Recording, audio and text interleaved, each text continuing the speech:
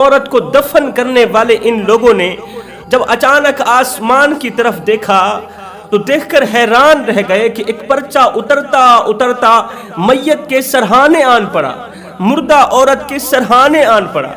جوانو، جس زبان سے ناشکری کے الفاظ نکلنے بند ہو جائیں، جس زبان سے جھوٹ نکلنا بند ہو جائے، اس زبان سے نکلی کوئی بھی دعا رد نہیں ہوتی، اس زبان سے نکلی ہر چھوٹی سی چھوٹی دعا بھی قبول ہوتی ہے۔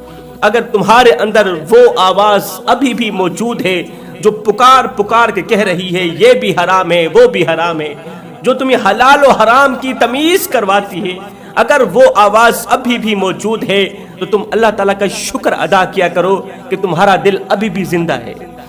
اللہ تعالیٰ کا لاکھ لاکھ شکر ادا کیا کرو کہ دل ابھی مردہ نہیں ہوا، ورنہ جن کے دل مردہ ہو چکے ہیں نا، ان سے جا کر پوچھو، اپنے عزیز و اقارب کی میت اپنے کندھوں پر اٹھاتے ہیں، عزیز و اقارب کو اپنے ہاتھوں سے دفن کرتے ہیں، بھائی کو، بہن کو، بیٹی کو، اپنے باپ کو اپنے ہاتھوں سے دفن کرتے ہیں، پھر بھی انہیں عبرت نصیب نہیں ہوتی جن کے دل مردہ ہو چکے ہیں۔ اس لیے شکر ادا کیا کرو کہ اللہ تعالیٰ نے تمہارے دلوں کو زندہ رکھا ہے۔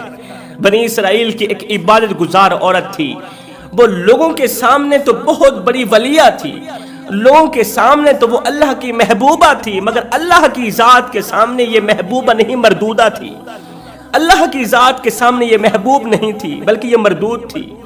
لوگ اسے بہت بڑی عبادت گزار عورت سمجھتے تھے۔ اس کے لاکھوں کی تعداد میں عقیدت مند لوگ تھے، مریدین و معتقدین تھے جو اس سے دعائیں منگوانے کے لیے آیا کرتے تھے۔ وقت گزرتا گیا، ایک دن اللہ کا کرنا ایسا ہوا اس کی زندگی کا سورج غروب ہو گیا، یہ عورت فوت ہو گئی، مر گئی، اس دنیا فانی سے رخصت ہو گئی۔ عزیز و اقارب نے اسے اٹھایا، تدفین کرنے لگے، خاک کے سپرد کرنے لگے، مٹی کے سپرد کرنے لگے، قبل اس کے کہ عزیز و اقارب اس عبادت گزار عورت کی میت کو قبر کے اندر لٹاتے، قبر کے اندر سلاتے، کہ اچانک لوگوں کی نظر آسمان کی طرف گئی تو لوگ دیکھ کر حیران رہ گئے کہ آسمان سے ایک پرچہ اترتا اترتا اترتا اترتا مردہ عورت کے سرہانے آن پڑا۔ آسمان سے ایک پرچہ اترا ہے، مردہ عورت کے سرہانے آن پڑا ہے۔ عزیز و اقارب نے جب وہ پرچہ اٹھایا، کھولا، پڑھا، تحریر پڑھنے کے بعد لوگوں کے پاؤں تلے زمین نکل گئی، عقیدت مندوں کے پاؤں تلے زمین نکل گئی۔ ہر ایک کی زبان پر افسوس افسوس افسوس کے الفاظ تھے۔ لوگوں نے تحریر پڑھی، اس کے اوپر لکھا تھا کہ اس بد کردار عورت کو، اس گنہگار عورت کو اس قبرستان کے اندر مت دفنانا، اگر تم دفناؤ گے تو قبرستان کے اندر جتنے بھی مردے پڑے ہیں تمہارے حق میں بد دعائیں کریں گے، اور مردوں کے منہ سے نکلی بد دعائیں تمہاری نسلیں اجاڑ کے رکھ دیں گے۔ اگر تم مردوں کی بد دعاؤں سے بچنا چاہتے ہو تو اس بد کردار اور گنہگار اور گھٹیا ترین عورت کو، اللہ تعالیٰ کے غضب کا نشانہ بننے والی عورت کو اس قبرستان کے اندر مت دفنانا۔ لوگ یہ پڑھ کر حیران رہ گئے، حیرانی کی دلدل میں پھنس گئے، کہنے لگے یہ تو ہماری مرشدہ تھی، ہم تو اس کے مریدین و معتقدین تھے، لاکھوں عقیدت مند تھے، یہ تو بہت بڑی عبادت گزار تھی، متقی پرہیزگار تھی۔ لیکن پرچے کے دوسری طرف بھی کچھ لکھا تھا۔ جب دوسری طرف لوگوں نے پڑھا تو اس کے اوپر لکھا تھا کہ تم جاننا چاہتے ہو کہ آخر اس عورت نے کون سے ایسے گناہ کیے تھے، تم جاننا چاہتے ہو کہ یہ تو عبادت گزار تھی، عابدہ تھی، آخر اس نے کون سے ایسے جرم کیے تھے، کون سی ایسی غلطیاں کی تھیں، کون سی ایسی خطائیں کی تھیں کہ ان خطاؤں نے اس کی تمام عبادات اس کے منہ پہ مار کے رکھ دیے، اس کا کوئی بھی سجدہ قبول نہیں ہونے دیا۔ آج یہ عبرت کا نشانہ بنی ہوئی ہے، اور قبرستان کے تمام مردے اس کے دفن نہ کرنے کی دعائیں مانگ رہے ہیں کہ یا اللہ ہمیں اس بد کردار عورت سے بچا لینا، اگر یہ ہمارے قبرستان کے اندر دفن ہو گئی تو اس کو جو عذاب ملے گا تو اس کی چیخ و پکار ہمیں بھی پریشان کرتی رہے گی، قبر کے اندر اس کو دیے گئے عذاب کو دیکھ کر ہمیں تکلیف کا سامنا کرنا پڑے گا، ہمیں پریشانیوں کا سامنا کرنا پڑے گا، اللہ ہمیں اس بد کردار عورت سے بچا لینا۔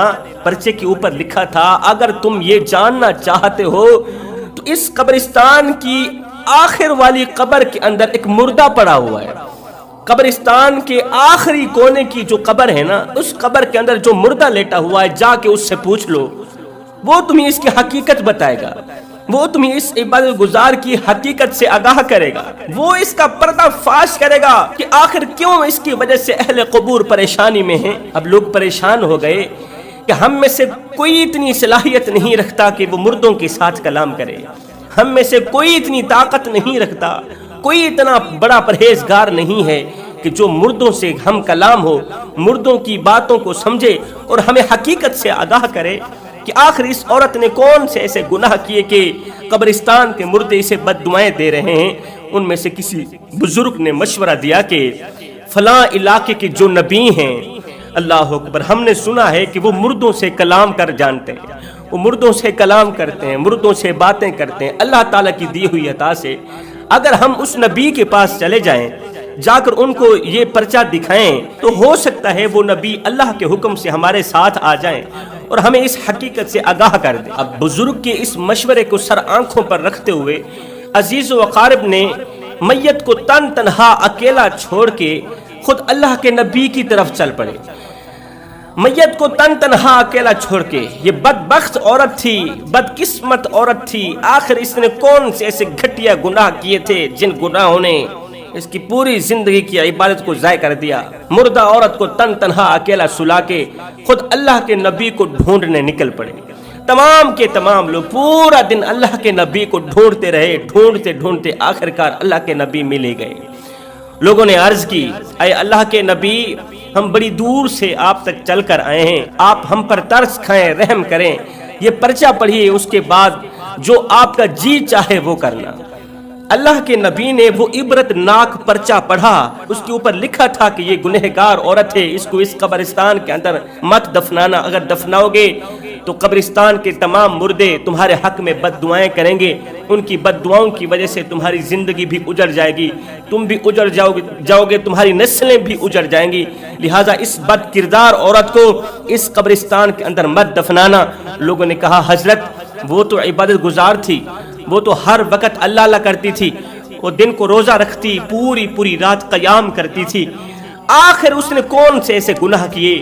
وہ جاننے کے لیے پرچے کی دوسری طرف لکھا ہے کہ اگر تم اس حقیقت سے آگاہ ہونا چاہتے ہو تو قبرستان کے آخری کونے کی ایک قبر ہے، اس کے اندر پڑا مردہ تمہیں سب کچھ بتا سکتا ہے، اس حقیقت سے آگاہ کر سکتا ہے۔ اے اللہ کے نبی، آپ مردوں کی بولیاں جانتے ہیں، مردوں سے کلام کرتے ہیں، آپ ہمارے ساتھ چلے نا، اس مردے سے پوچھ کے ہمیں بتائیں کہ آخر یہ عورت کون سے ایسے گناہ کرتی تھی۔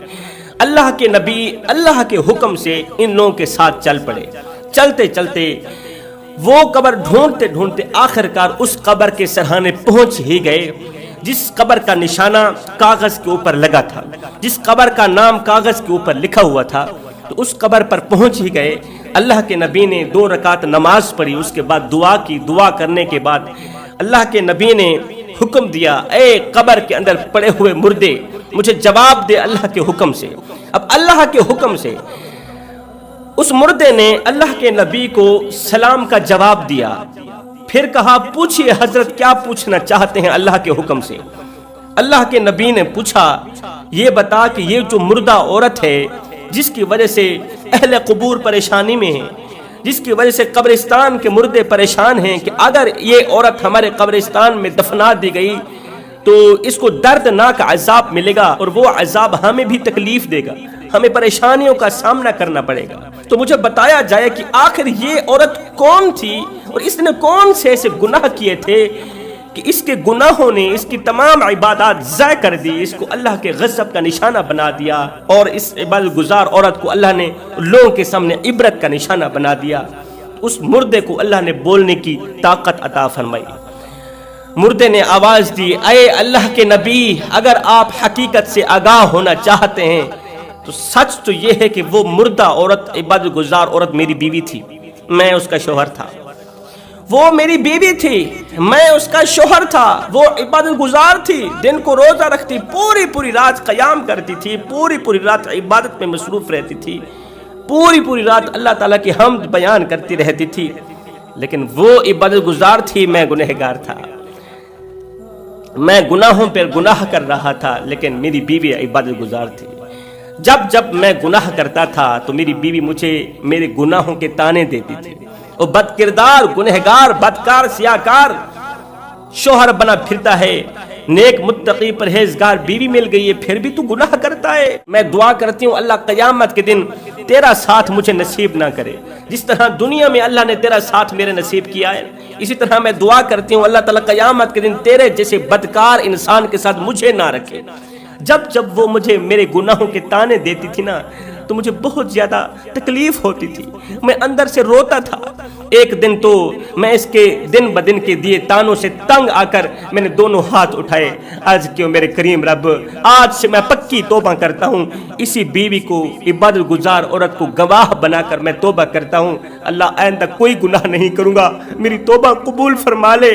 آئندہ کوئی گناہ نہیں کروں گا، پکی توبہ کرتا ہوں، پختہ توبہ کرتا ہوں. میری توبہ کو قبولیت کا شرف عطا کر. بس ادھر سے سچے دل سے ایک آہ نکلی تھی، آنکھوں سے 2-4 آنسو نکلے تھے. اللہ تعالیٰ نے میری توبہ قبول فرما لی. توبہ کی قبولیت کی علامت یہ تھی، نشانی یہ تھی کہ اس کے بعد میں نے کوئی بھی گناہ نہیں کیا تھا. جبکہ گناہ کرنے کا موقع بھی ملتا تھا لیکن میں گناہ نہیں کرتا تھا، تو مجھے پکا یقین ہو جاتا تھا کہ اللہ تعالیٰ نے میری توبہ قبول فرما لی. اب میں نے توبہ بھی کر لی تھی، پھر بھی میری بیوی مجھے میرے گناہوں کے تانے دیا کرتی تھی، سابقہ گناہوں کے تانے دیا کرتی تھی. تو شرابی تھا، تو لچا تھا، تو کمینہ تھا. اللہ اکبر. اپنے عبادت پر فخر کرتی تھی. میں اس کا شوہر تھا، پورا دن اسی کے لیے خاک چھانتا تھا. کڑکتی دھوپ میں، تتی ریت کے اوپر پورا دن خاک چھانتا، روزی روٹی کماتا کہ مجھے کچھ ملے نہ ملے، میری عبادت گزار بیوی کو کھانے کو کچھ مل جائے. پورا دن خاک چھانتا تھا، روزی روٹی کماتا تھا. شام کو گھر آ کر میں خود اپنے ہاتھوں سے آٹا گوندتا تھا، اپنے ہاتھوں سے روٹی پکاتا تھا. اللہ اکبر. روٹی تیار کر کے اپنے ہاتھوں سے خود بھی کھاتا، اپنی بیوی کو بھی کھلاتا. مصلے کے اوپر بیٹھی بیوی کے منہ میں بھی روٹی کا نوالا ڈالتا، خود بھی کھاتا، مصلے پر بیٹھے عبادت گزار بیوی کو بھی کھلاتا. اسے کام کا نہیں کہتا تھا، اس وجہ سے کہ اس کا ایک پل بھی عبادت سے خالی نہ جائے. اور وہ خود بھی کام نہیں کرتی تھی، اس نے تمام کے تمام کام میرے سپرد کر رکھے تھے. مزدوری بھی میں نے کرنی ہے، روزی روٹی کا بندوبست بھی میں نے کرنا ہے، اپنے ہاتھوں سے روٹی پکانی بھی میں نے ہے، تیار بھی میں نے کرنی ہے، اور اپنے ہاتھوں سے خود بھی کھانا ہے، اپنی عبادت گزار بیوی کو بھی کھلانا ہے. اس نے کچھ نہیں کرنا کہ کہیں ایک لمحہ عبادت سے خالی نہ ہو جائے. ایک لمحے کی غفلت نہ میں برداشت کرتا تھا، نہ تو میری بیوی برداشت کرتی تھی. لیکن بجائے میری شکر گزاری کرنے کے، جب اسے غصہ آتا تھا تو یہ مجھے میرے سابقہ گناہوں کے تانے دیا کرتی تھی. حالانکہ میں توبہ کر چکا تھا، اللہ تعالیٰ نے میرے ان تمام گناہوں کو معاف کر دیا تھا. پھر بھی جب جب اسے غصہ آتا تھا مجھے میرے سابقہ گناہوں کے تانے دے کر میرا دل دکھاتی تھی، میرے زخموں پر نمک چھڑکتی تھی. میں پورا دن روتا رہتا تھا اور اس کے لیے روزی روٹی کا بندوبست بھی کرتا رہتا تھا. اسی کی وجہ سے دن میں 5 مرتبہ میری آنکھیں رونے پر مجبور ہو جاتی تھی. میری آنکھوں سے خون کے آنسو نکلتے تھے. روتے روتے یہ تانے سہتے سہتے میں تاب نہ لا سکا. میرا جگرا پھٹ گیا، میں مر گیا، اس دنیا فانی سے رخصت ہو گیا. مرنے سے پہلے میں نے دعا کی تھی، اللہ قیامت کے دن اگر تیری یہی عبادت گزار عورت جنت میں چلی گئی تو میں جنت میں نہیں جاؤں گی. کیونکہ اس بدبخت عورت نے خود ہی تو دعا کی تھی کہ قیامت کے دن میں شوہر کا ساتھ نہیں چاہتی. سنو، اللہ تعالیٰ نے میری توبہ قبول فرمائی، اللہ نے میری دعا بھی قبول فرمائی، اللہ تعالیٰ نے اس عبادت گزار مردود کی دعا بھی قبول فرمائی. اس نے کہا تھا، اللہ قیامت کے دن میں اس گنہگار کا ساتھ نہیں چاہتی، میں اس شوہر کا ساتھ نہیں چاہتی. اللہ تعالیٰ نے اپنے کرم کے صدقے، میری توبہ کی قبولیت کے صدقے، اللہ تعالیٰ نے مجھے جنت میں اعلیٰ مقام دے دیا. اللہ تعالیٰ نے اس کی دعا بھی قبول کی. اس نے کہا تھا کہ میں اس کا ساتھ نہیں چاہتی، اللہ نے بھی فرما دیا کہ جب تو اس کا ساتھ نہیں چاہتی تو ہم تجھے اس کے ساتھ رکھیں گے بھی نہیں. تیرا ٹھکانہ جہنم میں ہوگا، تیرے شوہر کا ٹھکانہ جنت میں ہوگا. پھر یہ مردہ کہنے لگا، او اللہ کے نبی، اس عبادت گزار عورت کی ناشکری نے، شوہر کی ناشکری نے، احسان فراموشی نے، شوہر کے سامنے کیے گئے تکبر نے، عبادت کے تکبر نے اس کی تمام عبادت ضائع کر کے رکھ دی. جب یہ مری اس کے دامن میں گناہوں کے سوا کچھ بھی نہیں تھا، ایک نیکی بھی موجود نہیں تھی. جوانوں، تکبر حسب کا ہو، نسب کا ہو، مال کا ہو، دولت کا ہو، حسن کا ہو، جوانی کا ہو، یہاں تک کہ عبادت کا، تقوی کا بھی کیوں نہ ہو، تکبر انسان کو تباہ و برباد کر کے ہی چھوڑتا ہے.